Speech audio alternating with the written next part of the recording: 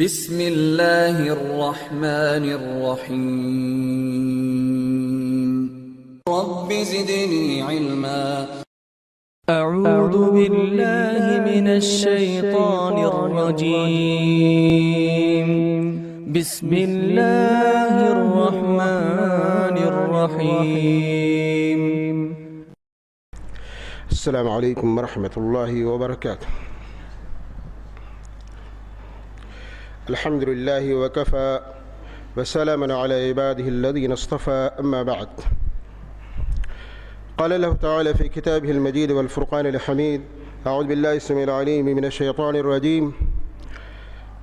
قاتلوا الذين لا يؤمنون بالله ولا باليوم الآخر ولا يحرمون ما حرم الله ورسوله ولا يدينون دين الحق من الذين أوتوا الكتاب حتى يعطوا الجزية عن يد وهم صاغرون. گرامی قدر استاذ الاساتذہ شیخ حافظ الرحمن عمری، شیخ حافظ الرحمن اسد عمری مدنی حفظہ اللہ، گرامی قدر شیخ الجامعہ خالد عبدالجلیل حفظہ اللہ، اور ہمارے سامنے موجود محترم و فاضل اساتذہ کرام و معلمات، اور تمام برادران اسلام، تمام سامعین و سامعات، عزیز طلبہ و طالبات، آج کے دن کا یہ عظیم الشان سیمینار جس میں ہم سب لوگ حاضر ہیں، یقیناً میرے لیے بڑی سعادت کی بات ہے کہ مجھ جیسا کم علم اس مجلس میں شریک ہونے کے لائق سمجھا گیا۔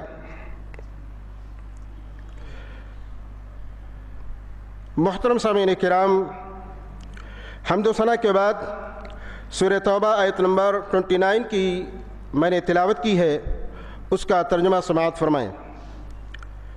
اہل کتاب میں سے ان لوگوں سے لڑو جو اللہ اور یوم آخرت پر ایمان نہیں لاتے اور اس چیز کو حرام نہیں سمجھتے جسے اللہ اور اس کے رسول نے حرام قرار دیا ہے، اور دین حق کو قبول نہیں کرتے، یعنی ان سے لڑتے رہو یہاں تک کہ وہ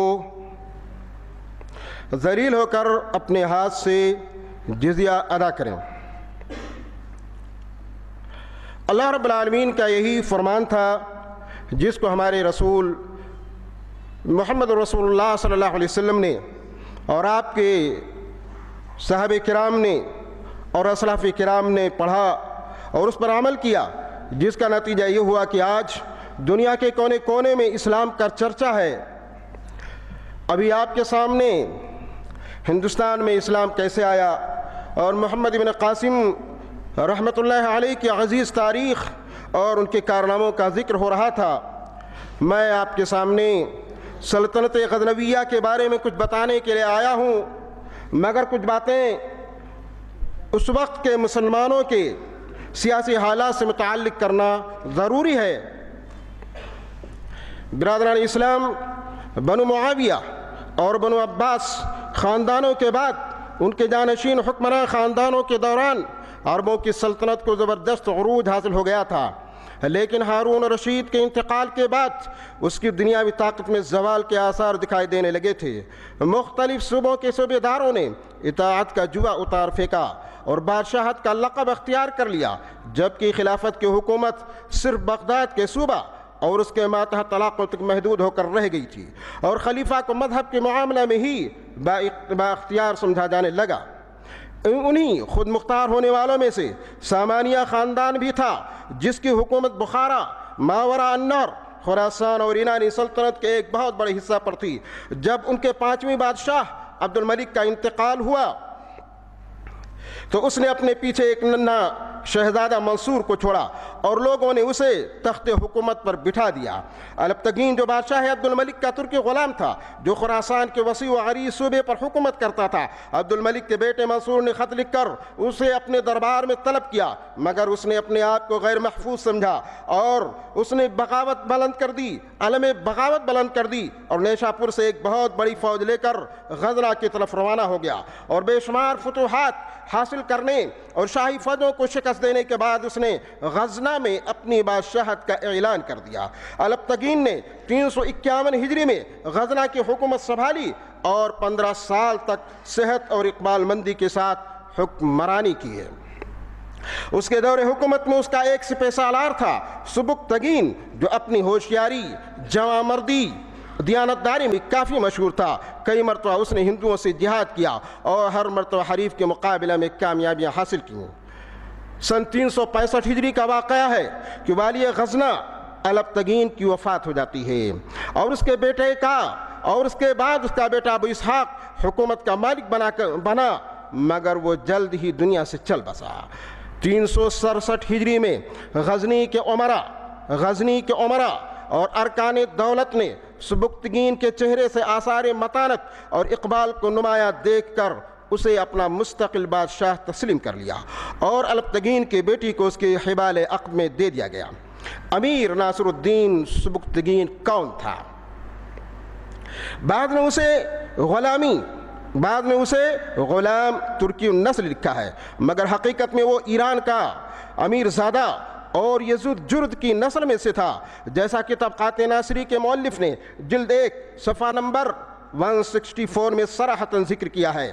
ہاں، مگر وہ الپتگین کا غلام تھا۔ ناصر نامی ایک سوداگر نے اسے ترکستان سے لایا تھا اور الپتگین نے اسے خرید لیا تھا۔ اس کی فراست اور شجاعت دیکھ کر بتدریج اسے بلند مرتبہ تک پہنچاتا رہا، یہاں تک کہ لشکر کا سپہ سالار اور دربار کا بڑا اہلکار وہی تھا، اور اکثر مورخین نے دولت غزنویہ کا حقیقی بانی اسی کو لکھا ہے۔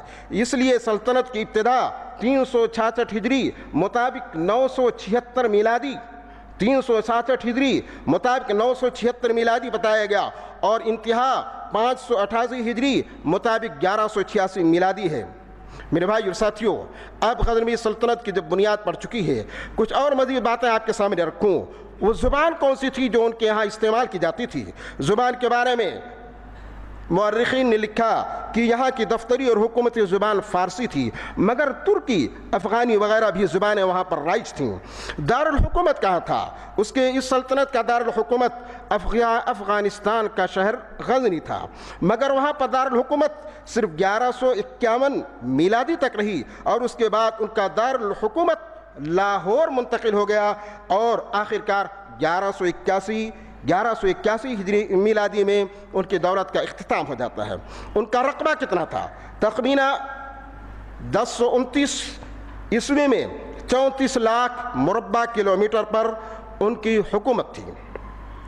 محمود غزنوی کے وفات کے وقت پنجاب، ملتان اور سندھ کے اکثر علاقے سلطنت غزنوی کا جز بن چکے تھے۔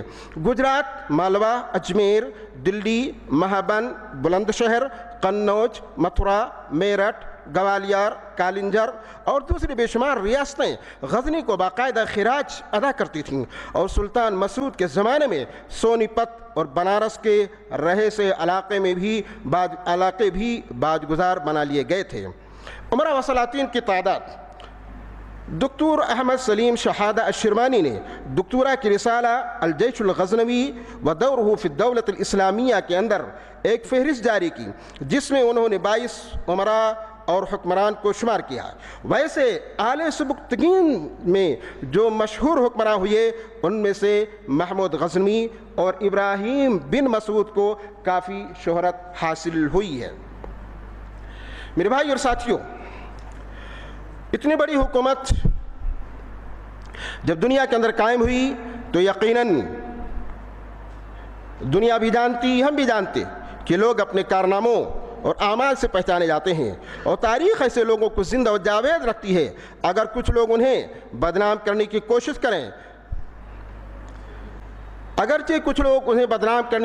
کریں، اس دور سلطنت میں بھی بہت سارے ایسے اعمال اور رونما ہوئے جن سے ان حکمرانوں کی رواداری اور ہمدردی کا اندازہ لگایا جا سکتا ہے۔ چند واقعات اور اعمال کی طرف اشارہ کیا جا رہا ہے، کیونکہ تفصیل 200 سے زیادہ سال پر ان کی حکومت مشتمل تھی اور ساری چیزوں کو بیان نہیں کیا جا سکتا، اس لیے نمبر وار میں ان کی کچھ خدمات آپ کے سامنے پیش کرنے کی جرات کر رہا ہوں۔ نمبر 1، راجہ جے پال جو پنجاب کا راجہ تھا، جب اس نے سبکتگین اور محمود غزنوی سے لڑائی کے دوران قید کر لیا گیا اور اس نے معافی طلب کی تو اسے معاف کر دیا۔ 3 بار عہد شکنی کی اور لڑائیاں کی، مگر ہر بار وہ گرفتار ہوا اور منت و سماجت عہد و پیمان کے بعد اسے چھوڑ دیا گیا، جبکہ ایسے دشمن کو عام طور سے چھوڑا نہیں جاتا۔ یہ ایک ہمدردی اور رواداری ہی تھی جس نے اپنے دشمن کو بھی معافی عنایت کی۔ نمبر 2، تاریخ میں بتاتی ہے کہ محمود غزنوی اپنی فوج میں ہندوؤں کو بھی شامل کر رکھا تھا اور انہیں بھی اونچے عہدے اور مناصب حاصل تھے، جو رواداری کا ایک بہت بڑا ثبوت ہے۔ نمبر 3، قنوج کے راجہ کورا کے ساتھ حسن سلوک کا رویہ اپنانا اور اسے اپنی خاص عنایتوں سے نوازنا رواداری اور ہمدردی کی اعلیٰ مثال ہے۔ نمبر 4، جب محمود غزنوی نے میرٹھ کا رخ کیا تو وہاں کا راجہ قلعہ کو درباریوں کے حوالے کر کے بھاگ گیا۔ ان درباریوں نے محمود سے امان مانگی تو انہیں امان دے دیا، اور یہ ان کا امان دینا ایسی حالت میں رواداری اور ہمدردی کی بہت بہترین مثال ہے۔ نمبر 5، قنوج کے راجہ نے جب غزنوی سے مصالحت کر لی تو کالنجر کے راجہ کو بہت غصہ آیا اور اسے اس کے ساتھ بے وفائی اور عہد شکنی کا مشورہ دیا، اس پر ابھارا، مگر جب قنوج کے راجہ نے نہیں مانا تو کالنجر کے راجہ نے اس پر چڑھائی کر دی۔ جب محمود غزنوی کو اس کی خبر ہوئی تو فوری طور پر ایک لشکر جرار لے کر قنوج کے راجہ کی مدد کرنے آیا۔ رواداری اور عہد و پیمان پر باقی رہنے کی بہت بڑی دلیل ہے۔ نمبر 6، گجرات میں سومناتھ مندر فتح کرنے کے بعد وہاں کے انتظام و انصرام کو سنبھالنے کے لیے انہی ہندوؤں میں سے ان کا حاکم متعین کیا گیا، جو رواداری کی بہت بڑی ثبوت ہے۔ نمبر 7، محمود غزنوی کا اپنے وقت میں اہل علم و فضل کی قدر کرنا، شعراء اور دوسرے ماہرین فن کے ساتھ وقت لگانا، ان کی مناسب مالی مدد کرنا رواداری کے واضح ثبوت ہے۔ نمبر 8، یہ سچ ہے کہ فتوحات کے بعد بہت سارے قیدیوں کو غزنی لے جایا گیا، مگر وہاں ان کے رہنے سہنے کا انتظام کیا گیا، بلکہ پوری ایک بستی ان کے لیے بسائی گئی اور پھر انہیں مناسب عہدے اور مناصب دیے گئے، حتیٰ کہ فوج کے اندر بھی کافی اونچے اونچے رتبوں پر وہ ہندو فائز تھے۔ نمبر 9، محمود غزنوی کی سیرت و کردار کو پڑھنے والے جانتے ہیں کہ اتنے فتوحات کے باوجود کہیں اس چیز کا ثبوت نہیں ملتا ہے کہ کسی راجہ کی بیوی اور بیٹیوں کی عزت کے ساتھ اس نے کھلواڑ کیا ہو، نہ ہی وہ دوسری عورتوں سے برائیاں کرتا تھا، بلکہ اس کا بہت سخت مخالف تھا۔ نمبر 10، محمود غزنوی کی ہمدردی اور عدل و انصاف کی ایک اعلیٰ مثال جسے تاریخ فرشتہ میں تفصیل کے ساتھ میں ذکر کیا گیا ہے، جس کا خلاصہ میں آپ کے سامنے پیش کر رہا ہوں۔ ایک مرتبہ ایک سائل نے محمود سے عرض کیا کہ آپ کا بھانجا روزانہ اس کے گھر میں رات کے وقت آتا ہے اور اسے مار کر باہر نکال دیتا ہے اور خود پوری رات اس کی عورت کے ساتھ گزارتا ہے۔ غزنوی اس کی بات سن کر رو پڑا اور عرض کیا کہ اس سے پہلے کیوں نہیں تم آئے؟ یہ بات کہی، اچھا جاؤ، اب جب وہ تمہارے گھر آئے گا تو اس وقت میرے پاس آ جانا۔ 2 رات گزر گئے، تیسری رات کو اس کے گھر میں وہ واقعہ پیش آیا تو وہ محمود کے پاس رات کے اندھیرے میں دوڑتے ہوئے آیا، اور محمود اس وقت اپنے بیڈ روم کے اندر سو رہا تھا، لیکن اس کے باوجود جب اس نے محمود کو آواز دی، محمود غزنوی اٹھ کر اس کے ساتھ چلنا گیا، اور وہاں پہنچنے کے بعد جب اس کی بیوی کے ساتھ بھانجے کو سوتا ہوا پایا تو اس نے جلتے ہوئے چراغ کو بجھا دیا، جو چراغ وہاں پر جل رہا تھا، اور اپنی خنجر سے بھانجے کی گردن کو تن سے جدا کر دیا۔ میرے بھائی اور ساتھیوں، یہ ہمدردی اور انصاف تھی اس بادشاہ کی جسے بہت بڑا ظالم کہا جاتا ہے۔ میرے بھائی اور ساتھیوں، نمبر 11، سلطان ابراہیم کا رات میں گشت لگانا، بیواؤں و محتاجوں کو تلاش کر کے ان کی مدد کرنا ہمدردی اور رواداری کی ایک نایاب مثال ہے۔ نمبر 12، جب سامانیوں کی حکومت کمزور ہونے لگی اور امیر نوح سامانی نے امیر سبکتگین سے مدد مانگی تو فوراً ماوران نہر کی طرف اس کی مدد کے لیے روانہ ہو گیا۔ اس سے رواداری کا پتہ چلتا ہے اور اس کے دوسرے لوگوں، دوسرے ممالک والوں سے اس کے تعلقات کا بہترین ثبوت ملتا ہے۔ نمبر 13، محمود غزنوی ایک نمازی انسان تھا، دیندار تھا، مگر اس نے کبھی اپنے ہندو فوجیوں کو نماز کے لیے مجبور نہیں کیا، بلکہ انہیں اپنے رسم و رواج کو اپنانے کی پوری آزادی تھی، جو اس کی رواداری کا لاجواب عمل ہے۔ میرے بھائی اور ساتھیوں، مگر افسوس کی بات یہ ہے کہ سب سے زیادہ اعتراضات اور سب سے زیادہ شکوک و شبہات اسی کی زندگی کے اوپر کیے جاتے ہیں۔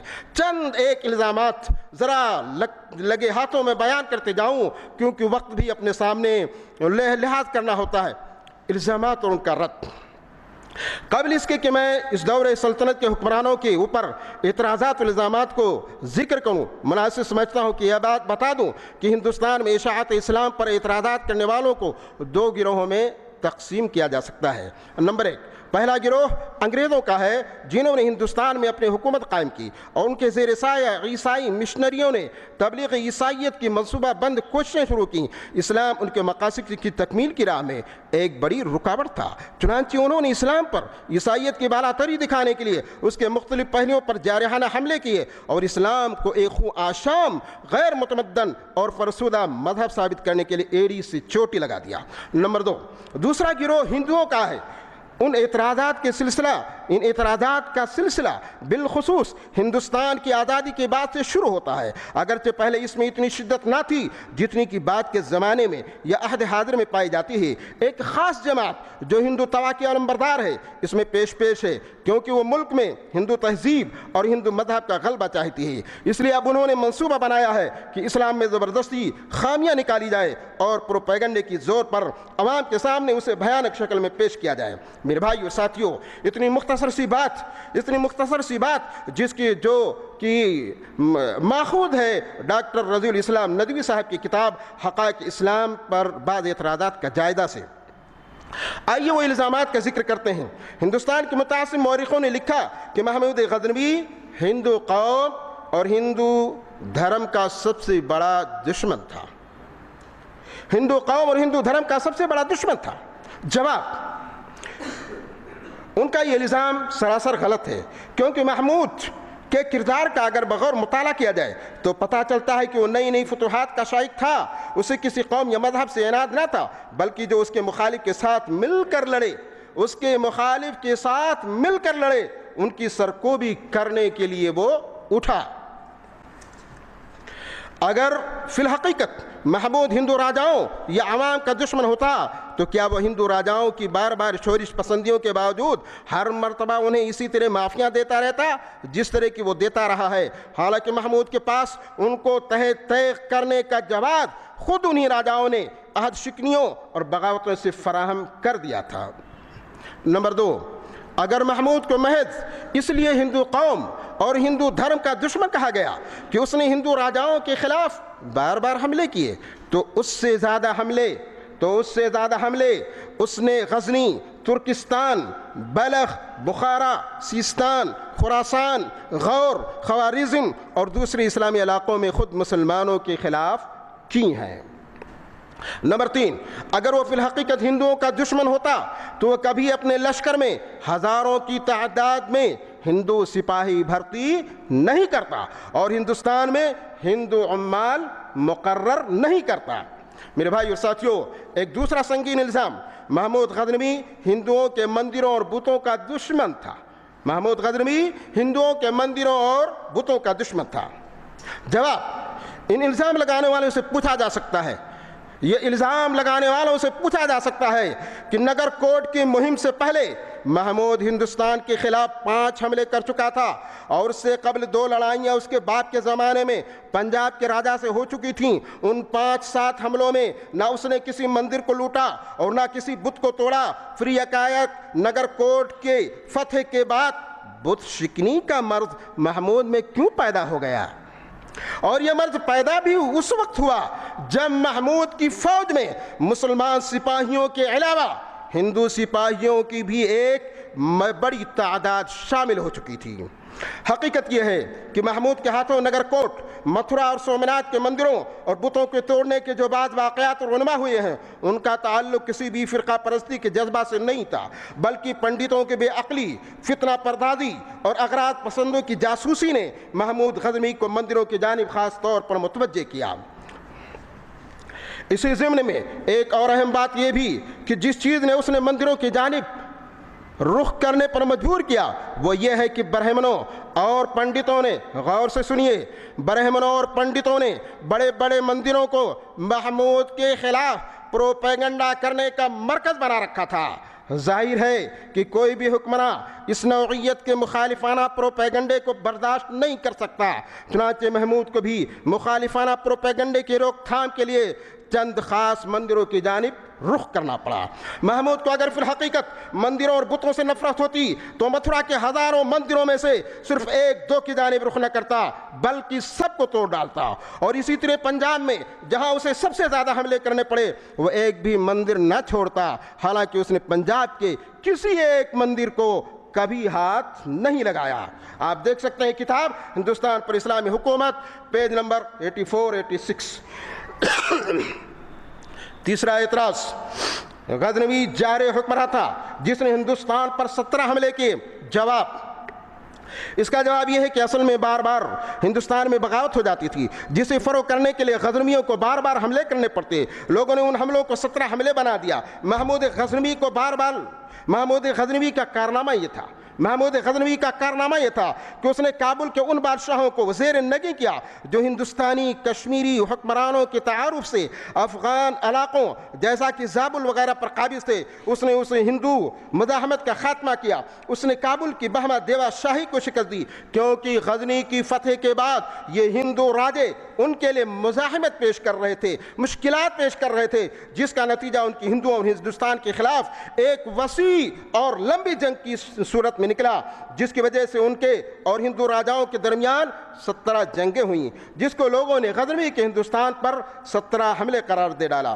مورخین کے مطابق یہ 17 دراصل حملے